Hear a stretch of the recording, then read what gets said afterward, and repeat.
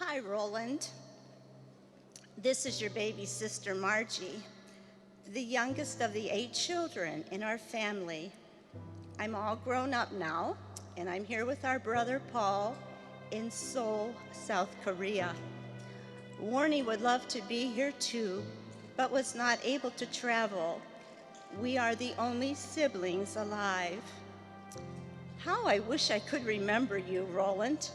Everyone else remembers you, and I tried so hard to believe I did, but I was just a toddler when you left home to join the Army.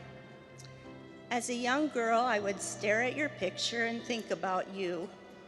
You and Paul were the only blonde-hair, blue-eyed kids in the family. Sadly, my earliest and most vivid memory is when 2 men dressed in military uniform came to our home. I'm sure that's the day that Mom and Daddy were told about your death. As we stood in the entryway, my little arms were wrapped tightly around Mom's legs as she accepted the USA flag. I remember the flag being unfolded on the living room floor.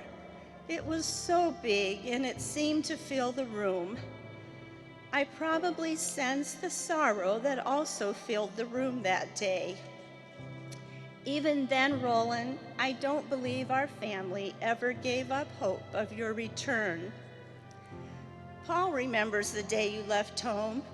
You were so excited about going to boot camp that you ran down the front steps, jumped into your buddy's car, where your girlfriend was waiting, and off you went.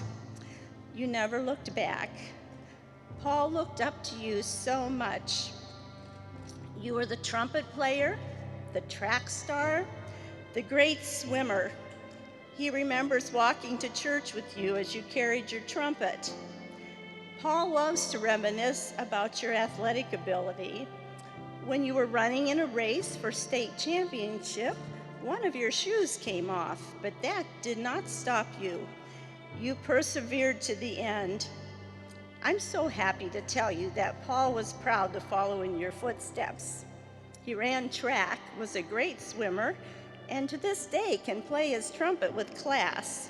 He was also blessed with a beautiful singing voice. Our entire family has grown. We all married and have families of our own. You are uncle to 28 nieces and nephews, great uncle to 54, and great uncle to, well, I've lost count. 2 of our nephews bear your name. Roland, it is so very important for me to tell you that you have never been forgotten, that you have always been loved and deeply missed. There was never a family celebration, a holiday, or just our day-to-day lives that you were not remembered. Occasionally, we would see your friends and be reminded of how much they missed you too. And even though I don't remember you, you have been the missing piece of our family. When I was young, I asked Mom if you could possibly be the one buried in the tomb of the unknown soldier in Washington, D.C. She said she didn't know, but thought it might be possible. I really wanted it to be you. As a high schooler, I was given the opportunity to write a patriotic speech. In my speech, I spoke of your sacrifice for our country. I believe it was then that I began to understand what others already knew. You are a true American hero. A few years ago, I was sharing with a friend about you. Standing close by were several South Korean college students who overheard my conversation. One of the young men came over to me and said, "Thank you." I was puzzled and questioned why he would thank me. He stated that it was because of your sacrifice, Roland, that his country is free. One of our family's most treasured possessions are the letters that you wrote home. You are a wonderful writer, and I feel I now know you from your letters. You spoke freely of our Christian faith and your trust in God. What a comfort for us to know that you are safe and secure in heaven. In the last letter we received from you, written in Penang, you were hoping to be home for Christmas 1950. None of us realized that the war was just beginning and that we would never see you again on earth. My son Robert compiled 2 scrapbooks of your life, from your birth certificate until the very end of the Korean War. We have it all carefully and lovingly preserved.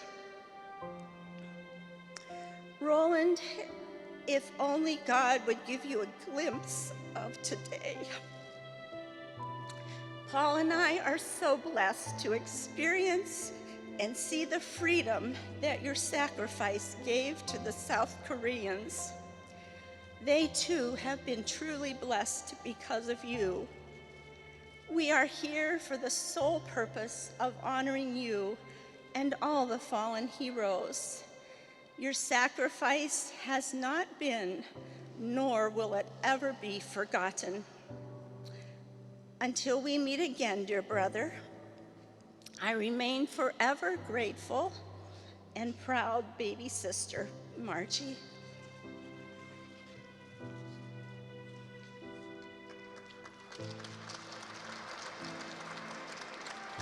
네, 메이허 여사님 편지 잘 들었습니다. 고맙습니다. Thank you.